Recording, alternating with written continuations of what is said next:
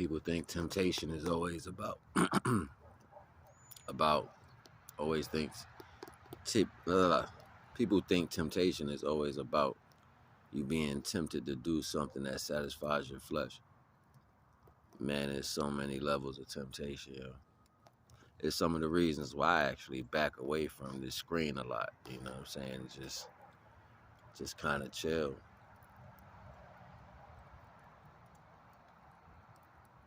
Shit crazy. Like, you could just go down a list and see everybody like, hey, come there, come this way, come see me, check this out, da da da da, I got this, I got that.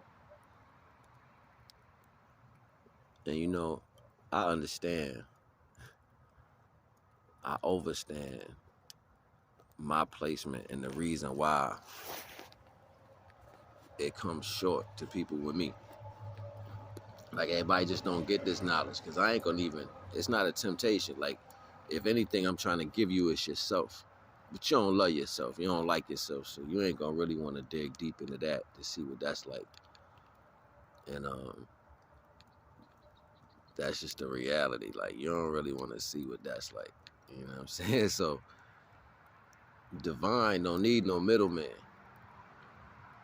Don't need no middleman. When you get to the golden road of self, divine going to take over. Right? But we supposed to help each other break through this calcification, break through the blocks, break through the blockages.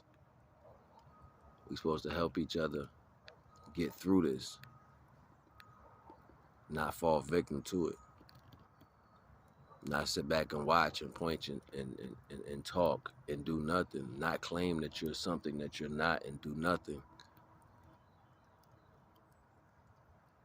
Boisterous ways. Most people are into the materialistic value, and when they solidify that, they feel prioritized to family standpoints of what they never had in their life. You know what I'm saying? Like, some people just was deprived of having certain things, so they had to go through the level of seeing what that is to get it, and then they became greedy.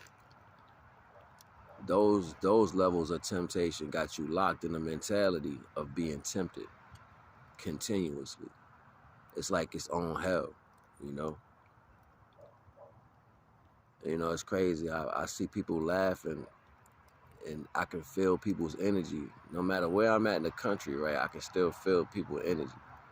You know what I'm saying? And people would feel so indifferent to people who has less. I'm gonna tell you something. You gotta be strong to deal with this shit. You can't just walk out here and deal with the weather changing. Be able to have your hands strong and ready to work. You know what I'm saying? You can't just do that laying in the house. You're gonna wanna rest. You're gonna wanna sleep. You know what I'm saying? You're gonna wanna shower and all that.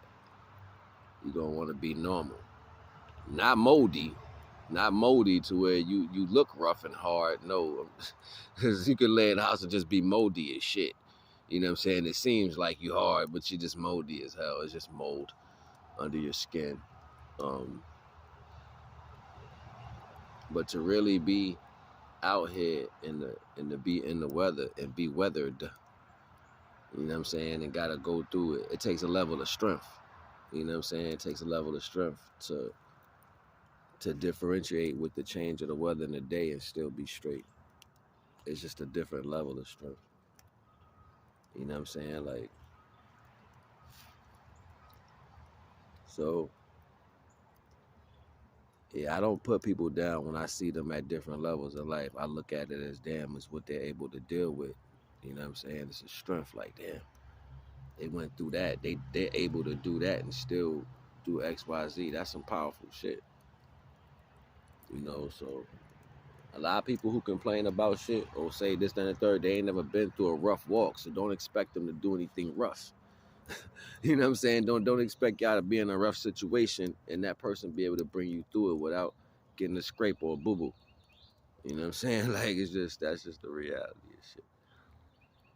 But, you know, temptation, it plays its role in so many ways, and that shit don't do nothing but make you weaker. You know what I'm saying? Like, I remember all this stuff when I was young. I remember being tempered in certain ways. You know what I'm saying? Like, But I remember being with my grandfather and then doing it because I wanted to. You know what I'm saying? And it just came natural, like. And just because I wanted to be the type of man like my grandfather, I would fight the pain, right? I remember I took an axe and hit this hand right here, right? I'm splitting fat lighter with a hatchet. Axe came down right on my hand. Ah! My grandfather's like, don't you cut yourself with that axe. Beat your ass if you do. Like, you know what I'm saying? I'm like, if I cut myself, he gonna beat me. So if I cut myself, I gotta tell him. You know what I'm saying? It's like he was putting, it's like I told you not to do it, but then if you do it, you gotta come to me. So where you gonna go? You in pain. So that means you gotta face me, right? So I hit myself with the axe. And I didn't scream because I didn't want him to know instantly. So I had to sit there and eat that pain. Like I still got the scar on my hand today. Like, let me see.